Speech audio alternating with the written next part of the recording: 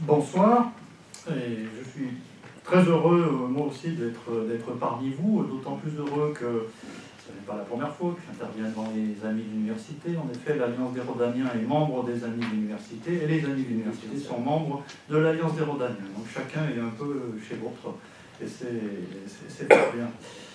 Donc le propos aujourd'hui, effectivement, dans un sujet qui s'intitule « L'aménagement du Rhône et fonctionnalité économique », consiste pour moi à vous essayer de vous mettre en perspective l'histoire de cet aménagement jusqu'au milieu du XXe siècle. Et ensuite, je me garderai bien de parler plus, et je laisserai la parole à M. Julien Français pour parler de la CNR qui est sur la partie plus contemporaine. Donc, en ce qui concerne l'aménagement du Rhône, on peut considérer en quelque sorte qu'il y a trois époques de très forte inégale durée, puisque vous avez une première époque qui est celle en quelque sorte du non-aménagement ou du faible aménagement, qui a duré pendant de longs siècles, jusqu'au milieu du XIXe siècle. Ensuite, une époque très courte, qui est celle d'un aménagement où on a essayé de faire des choses avec des succès importants mais pas complets. Et puis celle du XXe siècle et du XXIe siècle, où on a trouvé la façon d'aménager le Rhône avec une formule particulière qu'on appelle la formule du Rhône, d'un aménagement mixte, donc que j'aurai l'occasion de vous présenter. Trois époques. La première époque, on fait avec le Rhône, le fleuve tel qu'il est. Le Rhône, c'est quoi? C'est un fleuve montagnard. Vous avez ici une échelle semi-logarithmique qui exagère évidemment très fortement les pentes des fleuves d'Europe, mais même si vous ne le voyez pas très bien, c'est pas très important. L'important, c'est de comprendre la différence des pentes.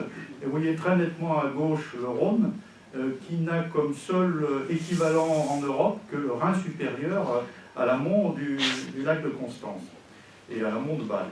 Donc vous voyez très nettement que la déclivité est très forte et c'est évidemment une caractéristique majeure en termes de régime fluvial. Donc c'est un fleuve qui a un régime montagnard, glaciaux, niveau, pluvial, c'est-à-dire qu'il combine à la fois l'influence des glaciers, de la neige, de la pluie, avec également une complexité, puisqu'il va combiner dans le sud également l'influence méditerranéenne et puis les influences océaniques.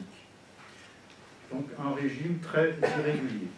C'est également, du fait de ce régime, un fleuve qui, à l'état naturel, qu'est-ce que l'état naturel? On peut en discuter, mais on va dire à l'époque d'un faible aménagement, je préfère le dire comme ça, puisque l'influence de l'homme, on sait, a eu un impact depuis l'origine, depuis les déboisements médiévaux, on sait qu'il y a eu un impact, mais pour autant, il n'y a pas eu une volonté très forte disons, d'aménager très fortement le fleuve.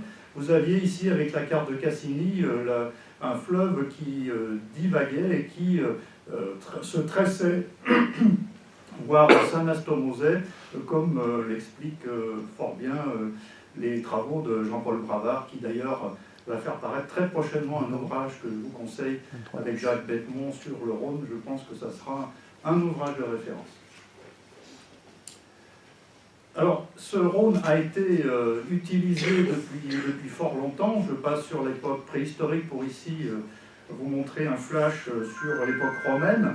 Vous avez ici la barque Arles-Rhône III qui est présentée au musée de l'Art antique, qui a été extraite du fleuve au pont de Trinquetail, complètement restaurée à Grenoble par le système Ars Nucléaire, et ensuite reconstituée intégralement. Ici, ça montre donc un engin de transport de l'ordre d'une trentaine de mètres, extrêmement important, qui montre bien toute la puissance de cet équipement. Ce Rhône a été utilisé ensuite au Moyen-Âge. Sans faire trop long, on peut dire qu'il y a eu deux époques en termes de navigation allée. Une première époque jusqu'à la fin du XVe siècle qui était une navigation allée par les hommes, et puis en une dizaine d'années, on est passé à un système de ce qu'on appelle le système des équipages, où vous avez des attelages de 4 chevaux, on appelait ça des quadriges, qui tiraient un train de barque. Donc ici, vous avez la photo du célèbre tableau de Dubuisson qui est présent au musée des Beaux-Arts de Lyon. Je vous invite à le voir. Autre élément, la foire de Beaucaire, caractéristique, qui, elle, est extrêmement importante dans la période un petit peu plus récente, entre le XVIe et le XIXe siècle. Donc un point nodal important de rupture de charge entre la navigation maritime et la navigation fluviale. C'était un point de chargement. Il fallait être présent à la foire de Beaucaire. Ça se passait pour la Sainte-Madeleine le 22 juillet, ça durait une semaine. Là, on chargeait les marchandises et on remontait le Rhône jusqu'à Lyon. C'était dans l'année un rendez-vous majeur pour les bateliers. Donc une activité très importante. L'important à retenir, c'est que c'était le Rhône qui structurait l'économie de la vallée. Une économie également importante sur le Haut-Rhône, on en a peu idée aujourd'hui. Ici, vous êtes au défilé de Pierre Châtel, donc dans les abords de Yenne. Vous voyez les falaises avec un bateau à vapeur qui ici est dessiné et qui vous montre également un trafic qui était important. Là on se situe au début du XIXe siècle entre Lyon et Aix-les-Bains. Les travaux eux étaient limités à des endiguements. On essayait de se prémunir contre les crues. Quand on avait une crue en rive gauche, eh bien, les riverains de la rive gauche fabriquaient une digue et immédiatement l'eau était renvoyée en rive droite. Donc les riverains de la rive droite faisaient des procès à ceux de la rive gauche et vice-versa. Et donc on a eu des conflits judiciaires sans fin. On a retrouvé beaucoup d'éléments historiques sur ces procès, mais le problème n'était pas souvent réglé pour autant. En ce qui concerne la navigation, on a fait un certain nombre d'essais d'aménagement, notamment donc à Sobrena en 1840. Un ingénieur qui s'appelait M. Gou a eu une idée lumineuse de faire un aménagement qui aurait pu fonctionner, j'y reviendrai tout à l'heure, mais qui en fait n'a pas été réalisé puisqu'il était ingénieur certes, mais il n'était pas ingénieur en chef. Or l'ingénieur en chef à Lyon avait une autre idée, et comme vous savez que le chef a toujours raison, eh bien son idée, il a été prié de la remballer. Voilà, donc, mais par contre l'idée n'a pas été perdue, on va la retrouver quelques décennies plus tard avec messieurs Jacquet et Girardon. Alors, on a aussi initié dans cette période du 19e siècle, à un moment où la navigation à vapeur se développait très fortement, des essais d'aménagement avec des digues longitudinales insubmersibles. Mais la technique n'était pas très au point, on a fait quelques kilomètres de digues, et en fait, on n'a pas été très loin. Il y a eu des problèmes également de financement. En fait, la navigation étant la reine des transports dans la vallée du Rhône, eh bien, on s'adaptait, on faisait avec, on utilisait le Rhône comme on pouvait avec les moyens du bord. Et en fait, quand on avait des difficultés, eh bien, on s'en remettait à la Providence. Et la Providence, ici, la Pierre Bénite. La Pierre Bénite qui est toujours présente derrière la mairie de Pierre Bénite. Autrefois, elle était au bord du Rhône. Donc on faisait son signe de croix en descendant, et puis allons-y, vaille que vaille. Alors, dans cette période de la croissance du transport fluvial, dans la première moitié du XIXe siècle, le chemin de fer avait fini par apparaître, notamment grâce à Marc Seguin, qui avait mis au point la chaudière tubulaire, et qui donc... problème de voix, excusez-moi. Donc la chaudière tubulaire qui avait permis le lancement de la première ligne de chemin de fer, d'abord entre Saint-Étienne et la Loire, et ensuite entre Saint-Étienne et Lyon. Et ici, vous avez donc une gravure qui vous montre ce qu'était ce système qui se terminait au confluent, à peu près où se trouve maintenant le bâtiment de la région. Tout ceci dure jusqu'au milieu du XIXe siècle, où là on a un tournant avec une double catastrophe en 1856. C'est une année charnière à deux titres. D'une part, une crue millénale, c'est-à-dire une crue de fréquence 1 millième, qui était donc très importante, une crue conjuguée du Rhône et de la Saône, qui a été assez catastrophique. Et d'autre part, la jonction Paris-Lyon-Méditerranée, ferroviaire, on a parlé du ferroviaire un petit peu avant, et notamment sous l'instigation de Paulin Talabot. Concernant les crues, eh bien, cette crue a été catastrophique. Là, vous avez l'empereur Napoléon III qui est en visite à Tarascon. Il a visité les villages de la vallée du Rhône et des mesures ont été prises donc avec financement. Au niveau ferroviaire, eh bien, à partir d'avril 1856, est réalisée la jonction Paris-Lyon-Méditerranée. Et donc, ceci constitue un élément clé concernant l'histoire de la navigation, et de la navigation à vapeur d'une part, mais aussi de halage, bien entendu, grâce, on va dire, à l'action de Paulin Talabot. Paulin Talabot était le patron du PLM. Donc il est devenu très difficile pour la navigation à vapeur de résister au plan économique.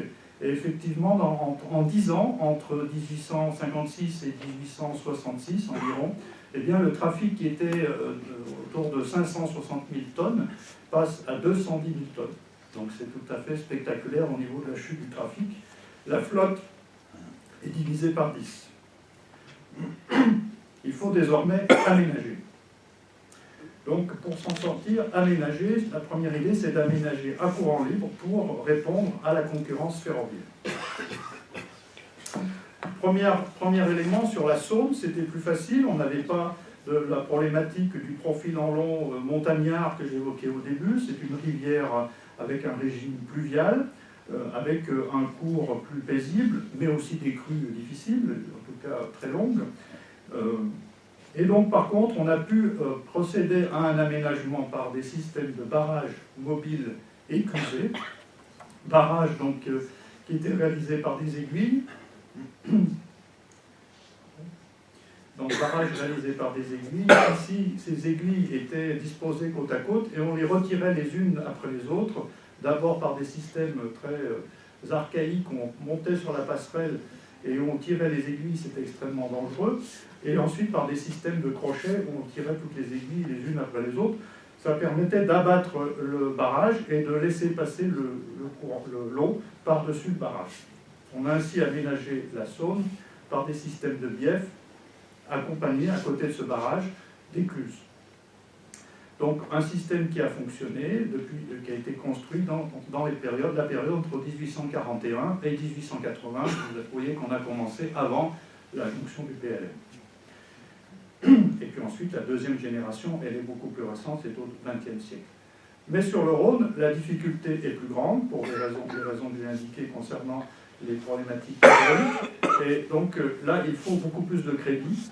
Et pendant longtemps, on en a manqué. Il se trouve que grâce à la phase libérale du Second Empire, qui intervient à partir de 1860, on débloque des crédits et on met en place des digues. Mais c'est la méthode aubreyenne que j'ai signalée tout à l'heure, qui était une méthode avec des digues insubmersibles et qui provoque une concentration des eaux dans le centre du chenal, mais qui, du fait de l'insubmersibilité des digues, pose un problème en termes d'érosion et qui va entraîner un alluvionnement à l'aval. Ce qu'on arrache à l'amont est reposé un peu plus loin.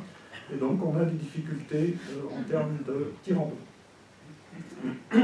Le meilleur exemple, c'est ici le quai Rambaud qui se trouve sur la Saône. On est tout à fait à l'amont immédiat de la Mulatière. Et vous voyez que sur les quais de Saône, il est devenu très difficile de s'amarrer. Donc la nécessité, un petit peu plus tard, à partir de 1882, de réaliser le barrage de la Mulatière. Ça, c'est assez spectaculaire. Il y a également d'autres exemples, bien entendu, tout au long du Rhône. Là, on est sur la Saône, mais pas très loin du Rhône. Ça existe également. On a le même problème sur le Rhône. D'où la nécessité de passer à d'autres solutions, et c'est ce qui va être fait sous la Troisième République. Sous la Troisième République sont votées un certain nombre de lois, notamment une spécialisée sur le Rhône, une autre spécialisée concernant l'ensemble de la France. Celle sur le Rhône, la loi de 1878, va débloquer un certain nombre de crédits pour l'aménagement du Rhône.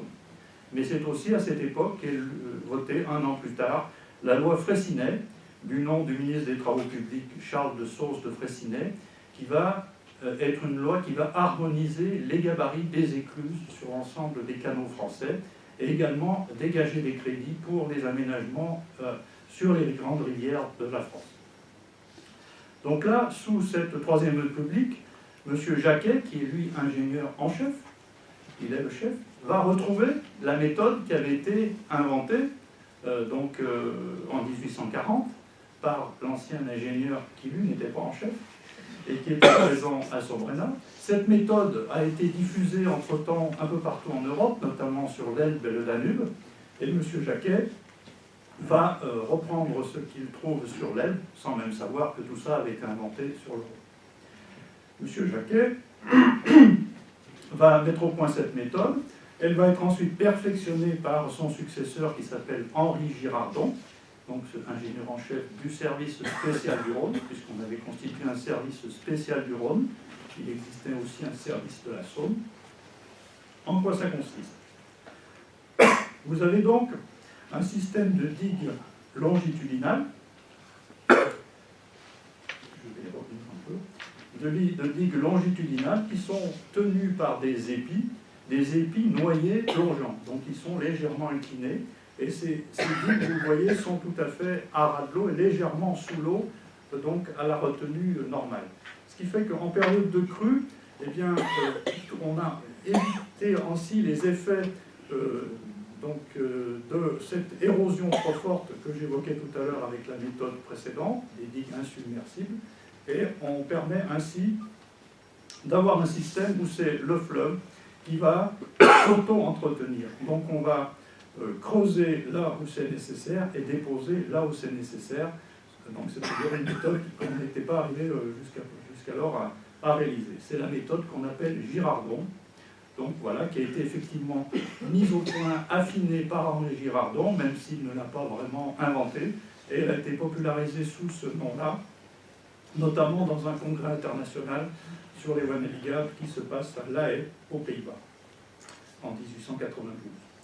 Cette technique, grâce également au crédit débloqué sous la Troisième République, va se répandre tout au long de la vallée, et on va ainsi avoir un trafic qui se redresse.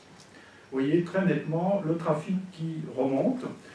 Donc c'est évidemment l'effet de cet aménagement, mais pas seulement. C'est aussi l'effet d'un trésor d'inventivité qui a été déployé sur le Rhône en termes d'innovation technologique, et ceci a été l'objet notamment d'une conférence à Confluence des Savoirs il y a à peu près un an, sur lequel je ne développerai pas plus, puisque ce n'est pas le sujet.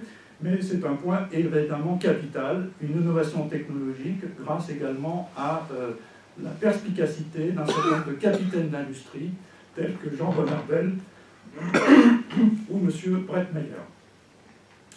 Donc voilà pour les effets de cet aménagement Girardon. On a donc ainsi, à la fin du XIXe siècle, une navigation qui est extrêmement puissante avec des bateaux de tout type.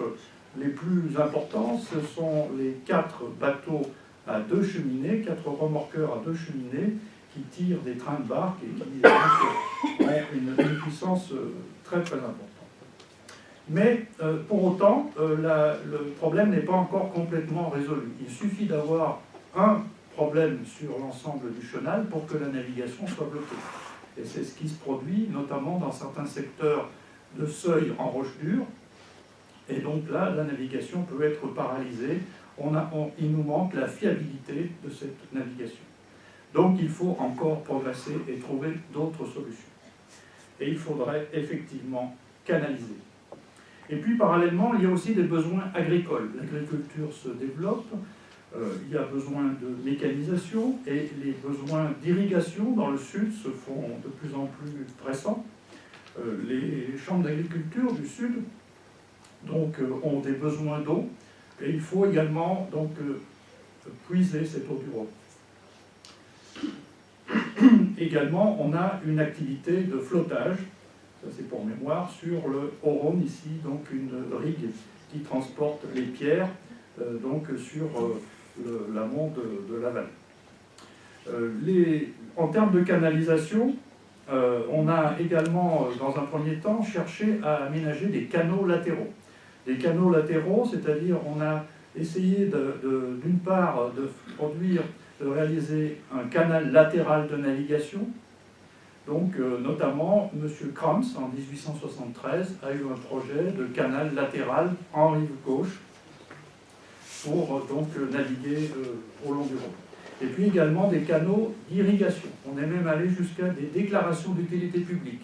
C'est peut-être un petit peu oublié, mais en 1879, M. Dumont a présenté un projet qui a été DUP, comme on dirait aujourd'hui, et également, un peu plus tard, M. Chambrelan. Également, il existe la question de l'énergie. Je n'en ai pas encore parlé. L'énergie, pourquoi pas plus d'utilisation énergétique du fleuve jusqu'alors? Eh bien, comme l'explique très bien Jean-Paul Bravard dans sa thèse, parce que la navigation reste la priorité des actions sur le fleuve. Cette priorité est administrative et donc, en fait, Lyon impose, dit Jean-Paul Bravard, une économie de traite sur le Rhône amont pour son approvisionnement et en bois de pierre de construction. Ici, le radeau le montre très nettement. On se trouve ici du côté de Saubrena. Donc l'énergie, pour l'instant, ce n'est pas encore complètement d'actualité, mais ça va rapidement le devenir. Et on arrive maintenant dans cette troisième époque, qui est le temps de la formule du Rhône, pour un aménagement mixte, et sur l'ensemble du cours, de la frontière suisse à Arles. De quoi s'agit-il? Donc en fait, tout démarre un petit peu au nord d'ici, à Villeurbanne, à hauteur de Cusset. Vous connaissez sans doute l'usine de Cusset, je vais vous montrer une photo juste après. Donc c'est à Villeurbanne, et on a utilisé l'énergie du Rhône pour la première fois de façon intense pour donc approvisionner une ville, celle de Lyon. C'est le premier grand équipement hydraulique français. Si vous voulez en savoir plus, je vous renvoie à la thèse de M. Varachin, actuel président de l'Université de Savoie, et donc qui a travaillé longuement sur ce sujet. La formule du Rhône a donc né de cet aménagement. On a compris qu'en utilisant la rente, c'est-à-dire le produit de la vente du kilowattheure sur le fleuve, on allait pouvoir financer un point de vue, un aspect non rentable du fleuve qui est celui de la navigation. Donc c'est une idée qui va être ensuite à la base de ce qu'on va appeler la loi du Rhône de 1921. Et là, ceci sans argent du contribuable.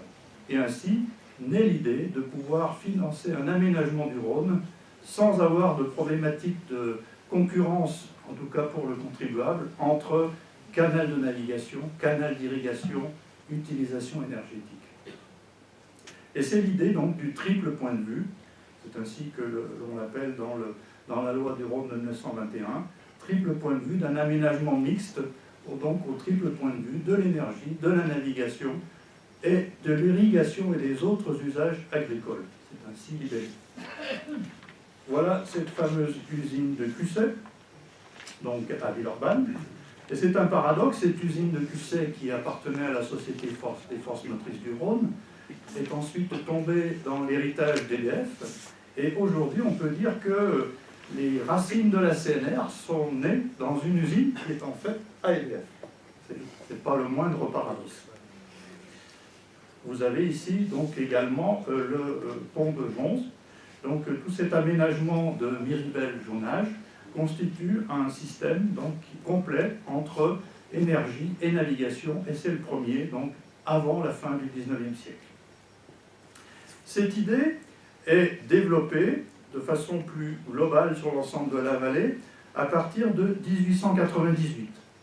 Ce sont les chambres de commerce qui, les premières, vont reprendre l'idée, et lors d'une conférence qui a lieu à Lyon le 31 mai et le 3 juin 1899, 27 chambres de commerce vont fonder un office défendant leurs intérêts pour les transports par eau et par fer.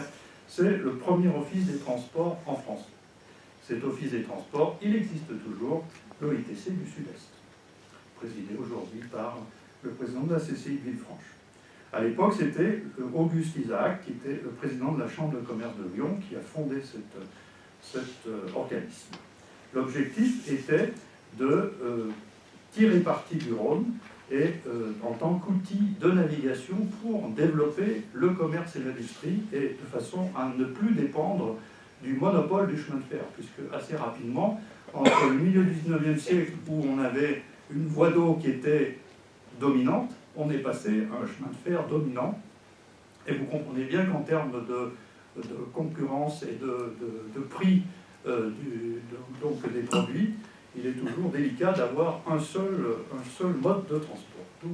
D'où l'énergie déployée par les chambres de commerce pour rétablir un poids important en termes de navigation. Cette idée est développée également par les élus locaux qui se réunissent en 1901, donc tout petit peu après, au sein d'une commission interdépartementale pour l'aménagement du Rhône, à l'initiative d'un conseiller général du Rhône, Antonin Gourjus. C'est 11 départements qui se réunissent. Et il se trouve que donc, cette commission va lancer une série de concours, d'idées pour aménager le Rhône, et c'est finalement l'aménagement type Jonage, que vous avez là, qui est le lauréat du concours d'avant-projet. Pour autant, ça ne suffit pas. Il faut convaincre l'État. Or, jusqu'en 1915, jusqu'à la guerre de 14-18, les ministères refusent tout ça. Et c'est en fait Léon Perrier qui va débloquer le système. Léon Perrier, c'est un Rhodanien, il est né à Serrières, en Ardèche, c'est un radical, il est député de Grenoble, c'est un régionaliste, donc sur le modèle Clémentel qui a été un petit peu à l'origine des premières idées de région, avec un État qui doit être garant, mais pas tout puissant. C'est le promoteur, enfin, d'un aménagement d'ensemble du fleuve au profit des collectivités riveraines pour éviter de privilégier les seules sections rentables. C'est vraiment le promoteur de l'intérêt général déployé sur l'ensemble global d'un fleuve. Et c'est le modèle du Rhône, donc qui est encore aujourd'hui unique au monde, à l'exception de la Tennessee, on trouve le système également aux États-Unis, et c'est encore le modèle, le Rhône est encore assez unique. Je pense que je suis un Français pour en reparler. Alors, voilà ce monsieur Léon Perrier, qui était un homme politique extrêmement important dans cette République radicale. En tout cas, il a été très actif un peu avant la guerre de 14 et encore pendant la guerre de 14, et toujours après. Après la guerre de 14, c'est là où les choses, et pendant la guerre de 14, c'est là où les choses se nouent, puisque du fait de la guerre, en 1915, on a besoin d'énergie dans ce qu'on appelle l'arrière de la guerre. Et donc, on va développer l'industrie, notamment l'armement, comme vous le savez, dans notre région. Donc, on a trouvé qu'effectivement, à cette époque, l'énergie du Rhône pouvait être intéressante en termes de développement économique. Et donc, c'est le congrès de Marseille de 1918, juste une fois que la paix est retrouvée, qui va emporter l'adhésion sur le principe appuyé par Léon Perrier, que j'ai exposé tout à l'heure. Léon Perrier va porter 2 lois, une première loi en 1919, en octobre, sur l'utilisation de l'énergie hydraulique en France, et une deuxième en 1921, qui va être une application de la première par cette loi du Rhône. L'esprit, c'est l'aménagement par et pour les Rhodaniens. Voilà, c'est vraiment l'essence même de cette affaire qui est portée par ce monsieur Léon Perrier. Léon Perrier est fortement soutenu par un autre personnage bien connu, Édouard Herriot, qui, comme vous le savez, a été maire de Lyon de 1905 à 1957, qui a occupé énormément de postes nationaux, président de l'Assemblée nationale, très important personnage au sein du Parti radical également. Et ce sont ces 2 personnages qui vont être, en quelque sorte, les fondateurs de la CNR, et notamment donc les porteurs de la loi du Rhône, et ensuite la création de la CNR. La création de la CNR a pris un peu de temps, il a fallu une 12aine d'années.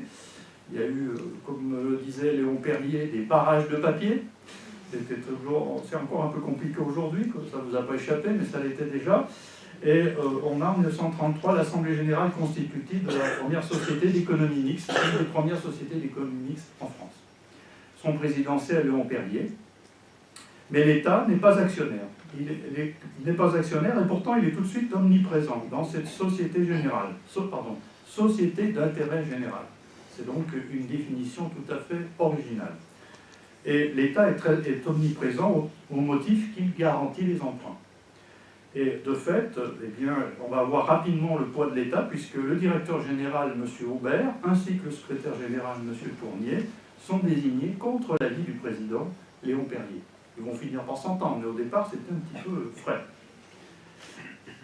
En 1934, le cahier des charges donc, est produit, et juste après, le programme général énergétique, on va décider du principe d'un aménagement d'ensemble de la vallée, avec un schéma de principe qui va évoluer plus tard, mais dont on a gardé quand même pour une grande part les principales idées. Les trois premiers aménagements réalisés par la CNR sur le Rhône, ce sont d'abord le port de Lyon, à raison de 109 millions de francs, et donc le port de Lyon ouvre dans sa première partie, c'est-à-dire la partie hydrocarbures qui existe toujours aujourd'hui, la DAR des hydrocarbures, il ouvre en 1938. Génitia, c'est une affaire beaucoup plus compliquée. Il a fallu d'abord très longtemps pour en décider le principe, ensuite le financement, et puis les travaux qui ont démarré donc un petit peu avant la Deuxième Guerre mondiale ont été interrompus pendant la guerre, pas complètement interrompus en fait, le chantier a perduré pendant la guerre, mais on a dû continuer jusqu'en 1948. Et ça a été un événement majeur dans l'après-guerre en titre de l'histoire de l'énergie en France. Voilà. L'agriculture, enfin, ça c'est pendant le régime de Vichy, qui favorise le développement agricole, notamment dans l'Appro, à raison de 77 millions de francs. Donc vous voyez 3 points, un au centre, Lyon, un au nord, Génitia, un autre au sud, l'Appro. Donc on est déjà sur l'ensemble de la vallée. Point important, 1946. Et là, la CNR échappe de fort peu à la nationalisation. Un peu d'histoire. En octobre 1945, le Parti communiste est devenu le premier parti de France à l'Assemblée constituante, aux élections. De Gaulle nomme comme ministre de l'énergie Marcel Paul, communiste. Un petit peu plus tard, donc en janvier, De Gaulle démissionne.